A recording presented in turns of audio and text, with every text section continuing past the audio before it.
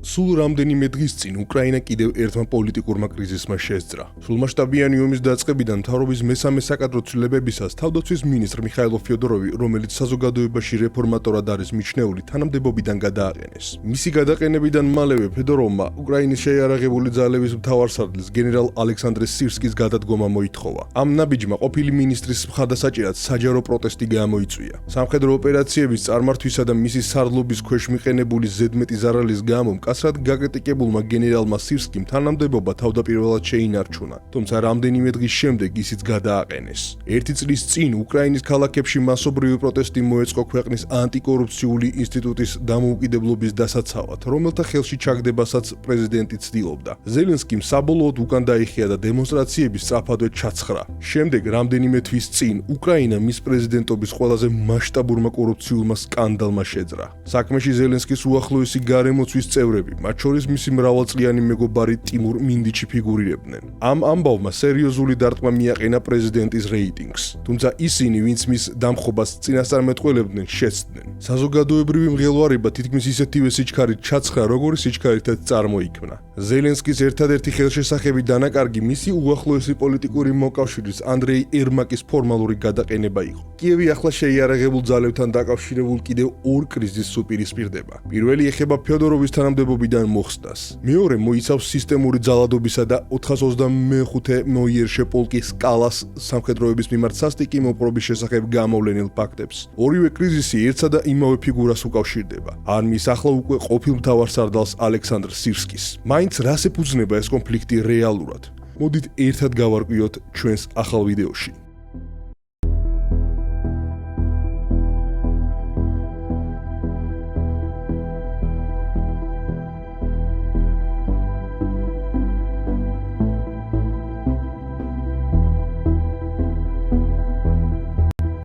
კეთილი იყოს თქვენი მობრძანება ვოლორინოლზე.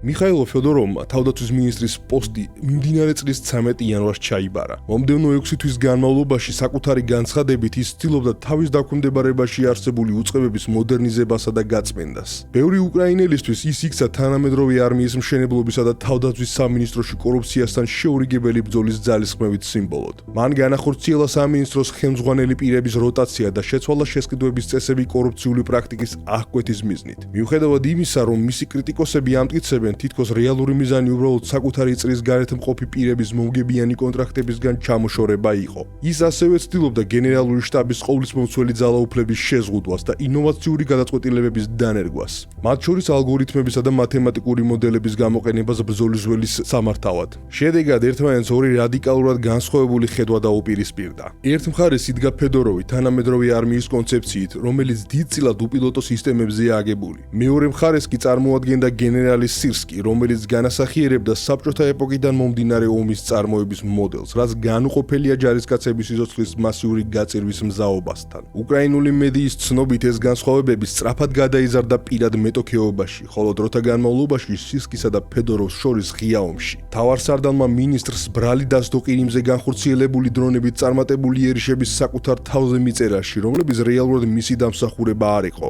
ფედოროვმა უპასუხა, რომ მის გარეშე უკრაინის შეიარაღებულ ძალებს საბრძოლოდ არაფერი ექნებოდათ, რადგან მათ არ ექნებოდათ ამ ოპერაციების განსახორციელებლად საჭირო დრონები. კონფლიქტი სწრაფად გაღვივდა და ორივე პირი ცდილობდა მეორე თანამდებობიდან გადაეყენებინა. გენერალმა ალექსანდრ სირსკიმ გავრცელებული ინფორმაციით ზელენსკის ულტიმატუმი წაუყენა, ან ის, ან ფიოდოროვი და მისი გუნდი. ამ დაპირისპირებაში გენერალი თავდაპირველად უფრო ძლიერი აღმოჩნდა, თუმცა როგორც მალევე გაირკვა, მხოლოდ ხანმოკლედ. რამდენიმე დღით ადრე განხორციელებული მთავრობის საკადრო ცვლილება, რომელმაც კიდევ ერთხელ მოიცვა პრემიერ-მინისტრის შეცვლა, თავდაცვის მინისტრის გადაყენების საბაბად გამოიყენეს. ახალგაზრდა ტექნოკრატმა წააგო ბრძოლა ძველი პოსტსაბჭოთა სამხედრო სკოლის მიერ ჩამოყალიბებულ სარდალთან, მაგრამ გენერალს ძალიან ცოტა დრო ჰქონდა თავისი გამარჯვებით ტკბობისთვის. ასე მოიშორა უკრაინა მინისტრი, რომელიც მისი გარემოცვის თქმით უკრაინული არმიის ღრმა დრონების ტრანსფორმაციის პროცესს უძღვებოდა. ფიოდოროვის მომხრეები მას მიაწერენ დრონების კედლის შემუშავებას, სტრატეგიას, რომელიც მიზნად ისახავს ცოცხალი ძალის დეფიციტის ანაზღაურებას უპილოტო სისტემების მასიური განთავსებით ამოსებით, რათა შეჩერდეს რუსეთის წინსვლა. მას ასევე მიაწერენ შეიარაღებული ძალების ცალკეული უპილოტო სისტემების ძალების შექმნას და რუსეთის ტერიტორიის სიღრმეში sapasუხოდ დარტყმების გაფართოების გეგმების შემუშავებას. მრავალი წყაროს ცნობით, სწორედ ფედოროვმა დაარწმუნა წარმატებით SpaceX-ის ხელმძღვანელი ილონ მასკი 2026 წლის თებერვალში, რომ რუსეთისთვის გაეთიშათ Starlink-ი, ორივე არმიისთვის სასიცოცხლოდ მნიშვნელოვანი სატელიტური საკომუნიკაციო სისტემა. ამბობენ იმასაც, რომ მან წამოიწყო ყინიმის დრონებით იერიშების მეშვეობით იზოლაციის სტრატეგია, თუმცა არსებობს ურთიერთ გამობრიცხავი ვერსიები იმის შესახებ, თუ როგორ შეიქმნა ეს ოპერაცია და არც მსურველთა ნაკლებობაა, ვინც მის წარმატებას საკუთარ თავს მიაწერდა. ამ ინიციატივებიდან მინიმუმ ზოგიერთი მხარდაჭერილი იყო ეფექტური პროპაგანდისტული მანქანითაც,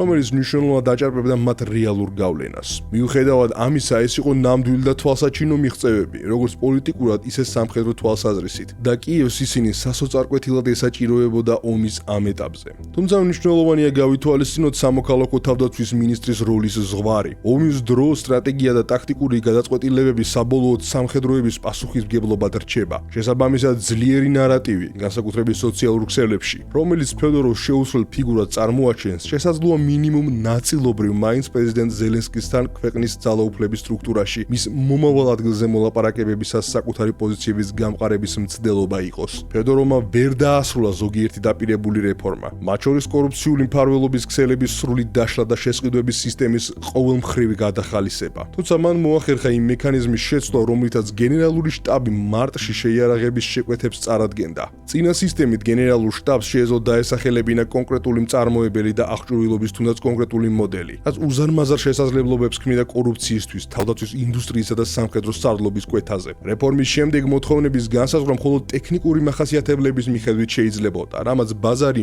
მომწოდებლების ფართო წრისთვის გახსნა. გამჯდარი ინტერესებისადმი ამ პირდაპირმა გამოწვევამ შესაძლოა სწორედ ის რეალური მიზეზი წარმოადგინა, რის გამოც გენერალ სირსკსა და მის გარემოცვას მინისტრის თანამდებობიდან მოხსნა სურდათ. თანამდებობის დატოვების შემდეგ ფედოროვმა საგანგებო პრესკონფერენცია მოიწვია და განაცხადა, რომ ახალმა შესყიდვის პროცედურებმა მხოლოდ საარტილერიო საბრძოლო მასალაზე 100 მილიონზე მეტი დოლარი დაზოგა, მაგრამ ეს საბიუჯეტო დაზოგვა არსებული სისტემის წინააღმდეგ ომის ღიად გამოცხადებას უდრიდა. როგორც თავად ფედოროვმა აღნიშნა, შეიარაღებულმა ძალებმა უნდა შეისყიდონ ის, რაც ფრონტს რეალურად სჭირდება და არ უნდა გამოიყენონ ბიუჯეტი კონკრეტული კომპანიების გადასარჩენად. უკრაინული მედიის თანახმად, ფედოროვის გადაყენების ოფიციალური საფუძველი სირსკისგან მისი კონფლიქტის გარდა გაწევის პროცესში არსებული ხარვეზები და მობილიზაციის არაეფექტურობა იყო. ეს უდავოდ უკრაინის არმიის ერთ-ერთი ყველაზე სერიოზული პრობლემაა დღეს.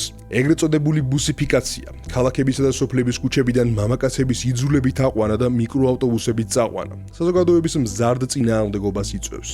ლვივში მომხდარი ბოლოდროინდელი არეულობა, სადაც გარისხებული ბრბო თავს დაესხა ტერიტორიული დაკომპლექტების ცენტრის, ანუ TCK-ს ოფიცრებს, ამ უყურეაქციის სიმბოლოდ იქცა. მიუხედავად ამისა, ბევრი დეპუტატი, ჟურნალისტი და კომენტატორი ამტკიცებს, რომ ფედოროვის გადაყენების რეალური მიზეზი იყო მისი მცდელობა წინ აღდგომოდა კორუფციას და დაეცვა თავდაცვის სამინისტრო და სამხედრო სარდლობა ძველი გვარდიის გავლენისგან. სამხედრო ანალიტიკოსები, მიმომხილველები და ფრონტის ხაზზე მყოფი ჯარისკაცები მის დასაცავად დაირაზმნენ. რამდენიმე ქალაქში მოსახლეობაც გამოვიდა ქუჩაში, თუმცა დემონსტრაციები შედარებით მცირემასშტაბიანი იყო. არც ის იქნება სრულად ზუსტი, თუ მომიტინგეებს თავად ფედოროვის უპირობო მხარდაჭერებად მივიჩნევთ. მათი განცხადებები იმაზე მეტყველებს, რომ ფედოროვის გადაყენება ძირითადად ხელსაყრელი საბაბი აღმოჩნდა ზელენსკის პოლიტიკის მიმართ უფრო ფართო ოპოზიციური განწყობის გამოსახატად. თუმცა საპროტესტო აქციებმა ქუჩებში კოლოსალური საზოგადოების მობილიზება ვერ შეძლო. სამხედრო მოსამსახურეებს მკაცრად აეკრძალათ საჯარო კომენტარის გაკეთება, ხოლო პრეზიდენტმა უბრალოდ აერჩია დალოდებოდა კრიზისის გადასვლას.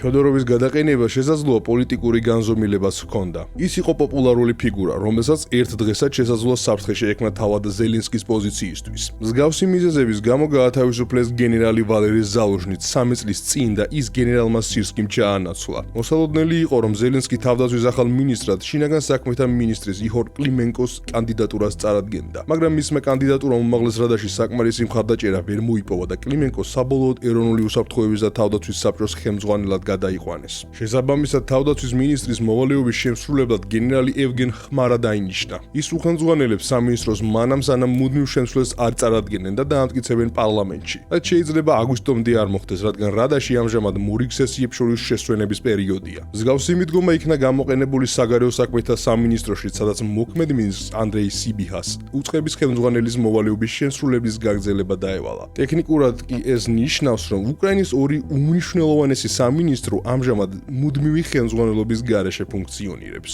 ფედოროვის მხარდაჭერი განცხადებების პარალელურად გაცილებით უფრო ხმამაღლა ისმოდა გენერალ ოლექსანდრ სირსკის გადადგომის მოთხოვნები. მომიტინგეები გამუდმებით უპირისპირებდნენ ერთმანეთს ამ ორ ადამიანს. სირსკის, რომელმაც ჯარისკაცების სიცოცხლისადმი დაუდევარ დამოკიდებულებასა და ხორცაკეპის ორგანიზებაში ადანაშაულებენ და ფედოროვს, რომელიც წარმოჩენილი იყო როგორც ადამიანი, რომელიც ქვეითებს დრონებით ჩაანაცვლების გზით მსხვერპლის შემცირებას ცდილობდა. პრობლემა ის არის, რომ არსებულ პირობებში უპილოტო სისტემებს არ შეუძლიათ ფრონტის ხაზზე ჯარისკაცების სრულად ჩანაცვლება. დრონები სულ უფრო მნიშვნელოვან როლს თამაშობენ უკრაინის ბრძოლის ველზე და შეუძლიათ შეამცირონ იმ სამხედროების რაოდენობა, რომლებიც ყველაზე საშიშ მისიებში მონაწილეობენ, მაგრამ მათ არ შეუძლიათ სრულად გააქრონ ქვეითების ან შეიარაღებული ძალების სხვა ადამიანური ელემენტების საჭიროება. შესაბამისად, სრულად გასაგებია თუ რატომ იზიდავთ ჯარისკაცებსა და მათ ოჯახებს ფედოროვის ხედვა. არა იმიტომ, რომ ისინი სათანადოდ ვერ აფასებენ ომის რეალობას, არამედ იმიტომ, რომ ის გვთავაზობს მსხვერპლის შემცირებისა და ფრონტზე გაგზავნილთა სახლში დაბრუნების შანსების გაზრდის დამაჯერებელ გზას. ეს მკვეთრ კონტრასტშია დონბასის დანგრეულ სოფლებში ტყის ზოლებზე და იზოლირებულ შენობებზე განმეორებითი იერიშებისგან. სადაც ტაქტიკური მიღწევები ხშირად უმნიშვნელოა, ხოლო ადამიანური დანაკარგი შეიძლება ძალიან მძიმე იყოს. რუსულ ნავთობგადამამუშავებელ ქარხნებზე დრონებით მიტანილმა შორიმოქმედების დარტყმებაც მსგავსი როლი ითამაშა. მიუხედავად იმისა, რომ მათ ჯერჯერობით პირდაპირ არ შეუცვლიათ სიტუაცია ფრონტის ხაზზე, მათ აჩვენეს, რომ უკრაინას კვლავ შეეძლო აგრესორისთვის მნიშვნელოვანი ზიანის მიყენება და საზოგადოების მორალის შენარჩუნებაში დაეხმარა. ზემოთ ნახსენები პრესკონფერენციის დროს ფედოროვმა ღიად გააკრიტიკა გენერალური შტაბი და გენერალი სირსკი. სხვა მაგალითებთან ერთად მან დაასახელა ყირიმის და ოკუპირებული ზაპოროჟიის დამაკავშირებელ ხიდებზე დარტყმების შეჩერება. ფედოროვის თქმით, ქვედანაყოფი, რომელიც ამ წარმატებულ ოპერაციებზე იყო პასუხისმგებელი, მოულოდნელად სხვა სექტორში გადაიყვანეს, მხოლოდ იმიტომ, რომ ის მინისტრთან ასოცირდებოდა. ფედოროვის მრჩეველმა და მოხალისე სტერნენკომ ყულისებს მიღმა განვითარებული მოვლენები ასე აღწერა. და იცით რატომ მოხდა ეს? იმიტომ რომ მეთაური, რომელმაც ეს მოაწყო, 100%-ით სირსკის კაცი არ იყო. როგორც კი მან შედეგების მიღწევა დაიწყო, სირსკი მის სხვა სექტორში გაგზავნა.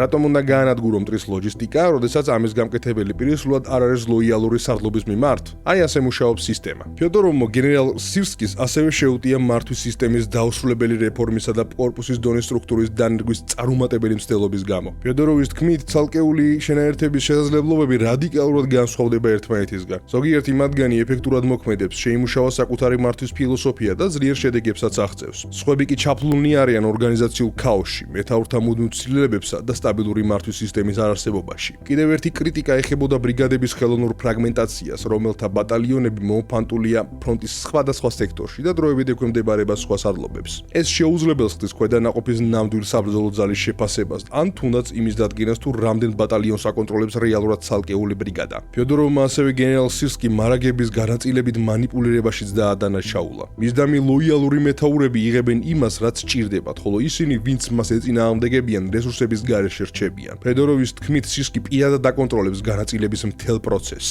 ყოფილმა მინისტრმა ასევე დააყენა ანგარიშვალდებულების საკითხი. უკრაინის სამხედრო სისტემაში მეთაურთა წარუმატებლობაზე პასუხისმგებლობა შეცდომებზე სწავლის ნაცვლად რეგულარულად გადადის მეთაურების ყველაზე დაბალ რგოლებზე. მან ასევე გააკრიტიკა კომპეტენციის წახალისების სისტემური წარუმატებლობაც. ოფიცრები, რომლებიც ბრძოლის ველზე წარმატებას აღწევენ, ზოგჯერ უკანა პლანზე ინაცვლებენ ან ისჯებიან კიდეც, რადგან ხელმძღვანელობისადმი აბსოლუტური ლოიალობა უფრო მნიშვნელოვანია ვიდრე რეალური შედეგები. მიუხედავად იმისა, რომ ფედოროვის ბევრი კრიტიკული შენიშვნის უარყოფა რთულია, ასევე უნდა ვაღიაროთ მის წინააღმდეგ გამოთქმული სამართლიანი არგუმენტებიც.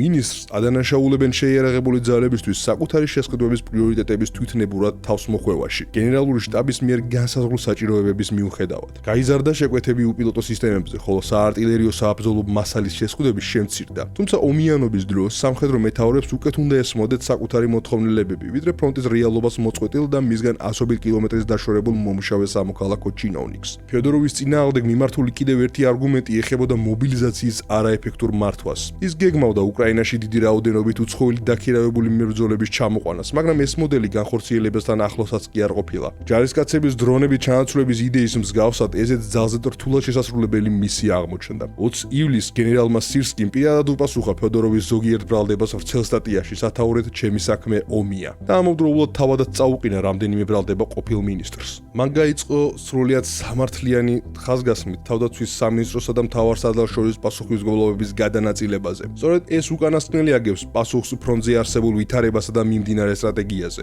შორი მოქმედების დარტყმები და ყირიმის იზოლაციის კონცეფცია სირსკის მტკიცებით პირადად მის მიერ არის კოორდინირებული. მან ასევე აღნიშნა, რომ სტრატეგია არ არის უბრალოდ სოციალური ქსელის მორიგი პოსტი და ამიტომ მისი გასაჯაროება არ შეიძლება. გენერალმა ასევე ეჭქვეშ დააყენა რწმენა იმის შესახებ, რომ არმიის მასშტაბური დრონული ტრანსფორმაცია სწორი მიდგომა იყო. დრონები მისი მტკიცებით გაცილებით დიდი სისტემის მხოლოდ ერთი კომპონენტია და სამხედროებს ეფექტურად საბრძოლველად ამ სისტემის ყველა სხვა ნაწილის ესაჭიროებათ. მან საკუთარი პოზიცია პირდაპირ და ცალსახად შეაჯამა. თქვენ უნდა იყიდოთ ყველაფერი და არა მხოლოდ ის, რაც იმ მომენტში შეიძლება იყოს მოდური. გენერალი სირსკი ასევე შეეხო მობილიზაციას და იმ ინიციატივების ჩავარდნას, რომლებიც არმიაში მოხალისეთა რაოდენობის გაზრდას ისახავდა მიზნად. ის ამტკიცებდა, რომ ამ მიზნით გამოყოფილი დაფინანსების ნაწილი თავდაცვის სამინისტროს დამატებით დრონების შესაძენად დახარჯა. სირსკის თქმით, ამან ხელი შეუწყო ჯარისკაცების ანაზღაურებასთან დაკავშირებულ ბოლოდროინდელ პრობლემებს, რაც საზოგადოებრივი განხილვის საგანი გახდა. მან ასევე გააკრიტიკა ახალი სამხედრო კონტრაქტის პირობები, რომლებიც ფედოროვის გუნდმა თვეზე მეტი ხნის წინ წარადგინა. მთავარსარდლის თქმით, მათზე ხელი მხოლოდ 2000-მდე ჯარისკაცმა მოაწერა. თავად გენერალი სირსკი ინტენსიური კრიტიკის ობიექტი გახდა ჯარისკაცების, დაღუპული სამხედროების ოჯახებისა და როგორც უკრაინული, ისე დასავლური ანალიტიკოსების მხრიდან. მთავარი ბრალდება ის არის, რომ მან გაითავისა და აგრძელებს მის მხარდაჭერას ომისა და მართვის საბჭოთა კულტურა, რაც ხელს უწყობს უკრაინელთა დანაკარგების ზრდას და ჯარისკაცების სიცოცხლისადმი უგულებელყოფას. ეს მოიცავს ეგრეთ წოდებულ ხორცის ფორმირებების შექმნას და ცოცხალი ძალის ტალღოვან იერიშებს, რომელთა განხორციელებასაც მათ უბრძანებენ. ზემოთ ნახსენებმა სტერნენკომ გააფრთხილა, რომ გენერალურმა შტაბმა პრაქტიკულად ყურადღება არ მიაქცია დანაკარგების მაჩვენებლებს და არ განუხორციელებია მათი სერიოზული ანალიზი. მხოლოდ ფედოროვი იყო ის, ვინც სადა ამ პროცედურებში ცვლილებების იძულებით შეტანა. როგორც აქტივისტმა აღნიშნა, სირსკის პირადი გვარდიის ზოგიერთ შენაერთში სიტუაცია იმდენად ცუდია, რომ ზუსტად არ ვიტყვი რამდენი დრო დაგვჭა, მაგრამ ბევრი არ არის თუ ასე მოპყრობას არ შევწყვეტ ადამიანების მიმართ. სირსკის მეთოდების მიმართ საზოგადოების წინააღმდეგობა შეიარაღებულ ძალებში ახლახან გამოვლენილმა სკანდალებმაც გაამწვავა. პირველი, რომელიც უკრაინულმა გამოცემა ბაბელმა გამოავლინა, ეხებოდა 425 სადესანტო მოიერშე პოლკ სკალაში არსებულ სისტემურ ძალადობას. დეტალურმა გამოძიებამ დოკუმენტურად დაადასტურა წვევამდელების ცემის, წამების, დამცირებისა და დაბმის ფაქტები. პირდაპირ ქუჩებიდან იძულებით მობილიზებულ მამაკაცებს მეთაურები დამამცირებლად ერთჯერადებს უწოდებდნენ, რაც როგორც ერთ-ერთმა მათგანმა ახსნა, ნიშნავდა ერთხელ გაგზავნას ფრონტზე და ეგ არის დასასრული. განვიხილოთ ერთი პასაჟი გამოძიებიდან. სკელიაში, ანუ სკალაში, ცემისთვის ყოველთვის არ არის საჭირო სერიოზული მიზეზი, ამბობს საბრძოლო გამოცდილების მქონე ყოფილი ინსტრუქტორი. მან იცის შემთხვევები, როდესაც ზურგის პოზიციებზე მომსახურე პერსონალზე ფიზიკურად იძალადეს სტარლინკის გაუმართავობის ან საბუთებში დაშვებული შეცდომის გამო. ნეკნებს ამტვრევდნენ, ამბობს ის, ღიად ყველას თვალწინ ბრიფინგების დროს. ეს ჯარისკაცი ასევე იყო მოწმე იმისა, თუ როგორ დაასიეს ზაღლები მობილიზებულებს. გამოძიებამ დაადგინა, რომ პუბლიკაციამდე სულ რაღაც 6 თვის მანძილზე პოლკის საწვრთნელ ცენტრებში სულ მცირე 26 წვევამდელი დაიღუპა, მანამ სანამ ფრონტზე საერთოდ მოხვდებოდნენ. სიკვდილის მიზეზი გაყალბებული იყო და ოფიციალურ ჩანაწერებში შეჰქონდათ ისეთი დიაგნოზები, როგორიცაა პნევმონია. მნიშვნელოვანია ისიც, რომ ანგარიში ფოკუსირებული იყო მხოლოდ წვრთნების ეტაპზე და გვერდსული და უშუალოდ ფრონტზე არსებულ კატასტროფას, სადაც შენაერთებმა უზარმაზარი დანაკარგები განიცადა. ვრცელდება ინფორმაცია, რომ ჯარისკაცებზე იარაღი მხოლოდ უშუალოდ იერიშზე გაშვებამდე გაიცემა, რაც ასახავს სარდლობის შიშს ეგრეთ წოდებული ფრაგინგის, ანუ საკუთარი ხელქვეითების მიერ ოფიცრების მკვლელობის მიმართ. დანაკარგების მასშტაბი დადასტურდა CBS-ის რეპორტაჟში, სადაც ერთ-ერთმა უნტერ-ოფიცერმა აღიარა: 7 თვეა, რაც მეთაური ვარ, ჩემს ქვედანაყოფში დაახლოებით 2000-მა კაცმა გაიარა. მათი 3/4 აღარ არის აქ. სტერნენკომ დაამატა ბრალდებები დაჭრილი ჯარისკაცების განზრახ მიტოვების, სიკვდილით დასჯის, სასწორებზე ცუდი შედეგების გამო წვევამდელებისთვის კბილების ჩამტვრევის, დანაღმულ ველებზე შეტევების ბრძანებებისა და უკრაინული ძალების მიერ საკუთარი პოზიციების დაბომბვის შესახებ. პოლკი სკელია, რომელიც სირსკის პირადი ინიციატივით დივიზიის ზომამდე გაფართოვდა, სპეციალიზებული მოიერშე ფორმირებების შექმნის უფრო ფართო ძალისხმევის ნაწილია. ეს ქვედანაყოფები, განსაკუთრებით კი სკელია, იღებენ ახალმობილიზებული წვევამდელების დიდ წილს და რეგულარულად იგზავნებიან მაღალი რისკის საიერიშო ოპერაციებში, რის შედეგადაც განიცდიან არაპროპორციულად მძიმე დანაკარგებს. ერთობლიობაში ისინი ქმნიან იმას, რაც ცნობილი გახდა როგორც სირსკის არმია. ქვედანაყოფების ჯგუფი, რომელიც უშუალოდ მას ექვემდებარება და ბრძოლაში ერთჯერადი ეგრეთ წოდებული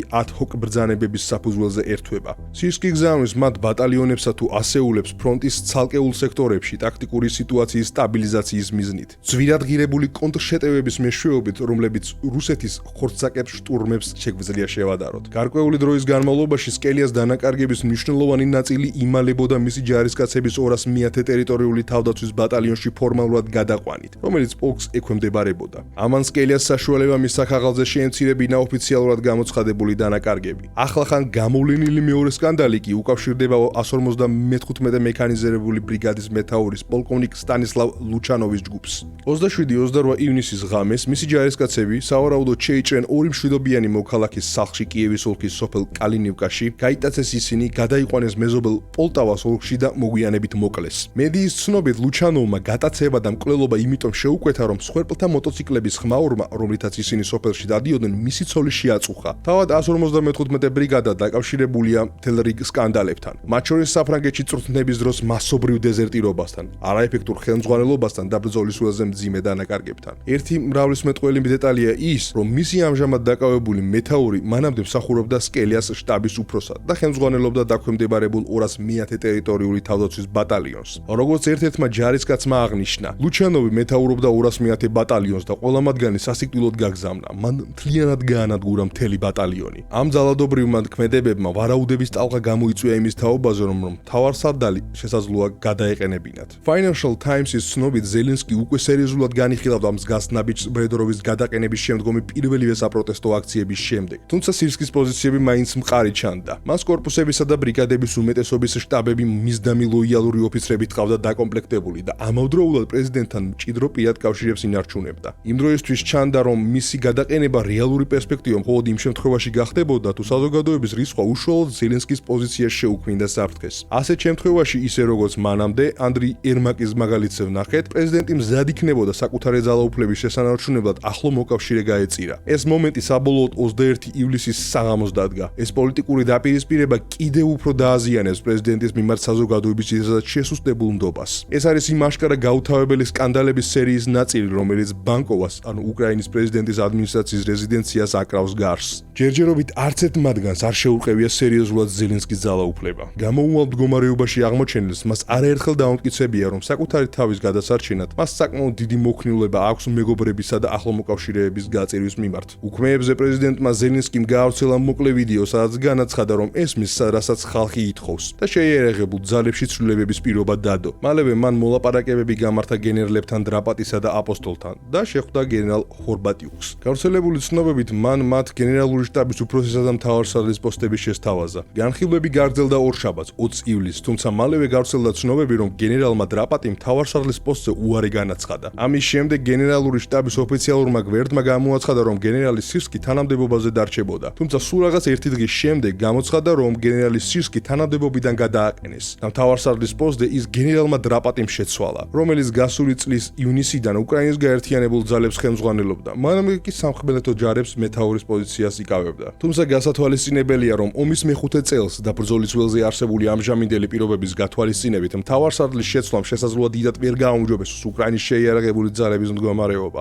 ნაცვლად ამისა შეიძლება სერიოზული შეფერხება და ორგანიზაციული ქაოსი გამოიწვიოს, განსაკუთრებით იმ შემთხვევაში, თუ ეს იმ ათობით ოფიცრის ჩანაცვლებას გამოიწვევს, რომლებმაც ამჟამად საკვანძო პოსტები უკავიათ და გენერალ სირსკისთან მჭიდრო კავშირს ინარჩუნებენ. საზოგადოებისგან დამალული უზარმაზარი ადამიანური დანაკარგები სირსკის არქაულ მართვის სტილთან ერთად უკრაინის შეიარაღებული ძალებისთვის სერიოზულ პრობლემად იქცა. სიტუაცია შესაძლოა კრიტიკული გახდეს შემოდგომისთვის დაგეგმილი რუსული მობილიზაციის მორიგი ტალღის ფონზე. რუსული ცოცხალი ძალის მკვეთრ ზრდას ზუსტად მაშინ, როდესაც ბრძოლა დონბასისთვის გადამწყვეტ ფაზაში შედის, შესაძლოა მძიმე შედეგები მოჰყვეს. უკრაინამ ჯერ კიდევ ვერ შეძლო მობილიზაციის კრიზისის გადაჭრა, ხოლო მისი დანაკარგების ზრდას განაგრძობს. ასეთ პირობებში თავდაცვითმა ხაზმა, რომელიც დასავლეთ დონეცკის ოლქის საკვანძო საყრდენ პუნქტებს იცავს, შესაძლოა რღვევა დაიწყოს. ეს განსაკუთრებით საშიშია, რადგან რუსული ძალები ახლა დაახლოებით 8 კილომეტრში არიან კრამატორსკის გარეუბნებიდან, ხოლო კონსტანტინივკასთვის მხანგრძლივი ბრძოლა რუსეთის მიერ ქალაქის საკმაო ნაწილის აღებით დაგვირგვინდა. თუმცა ჯერ ბრძოლები გრძელდება. სიტუაციას კიდევ უფრო ამძიმებს უკრაინის საჰაერო თავდაცვის უკიდურესად მძიმე მდგომარეობა პატრიოტის გადამჭერი რაკეტების მარაგების ამოწურვის შემდეგ. რუსეთის ბოლოდროინდელი რამდენიმე ბალისტიკური სარაკეტო თავდასხმის დროს უკრაინულმა ძალებმა თითოეულ ტალღაში გაშვებული ათობით რაკეტიდან მხოლოდ რამდენიმეს ჩამოგდება შეძლეს.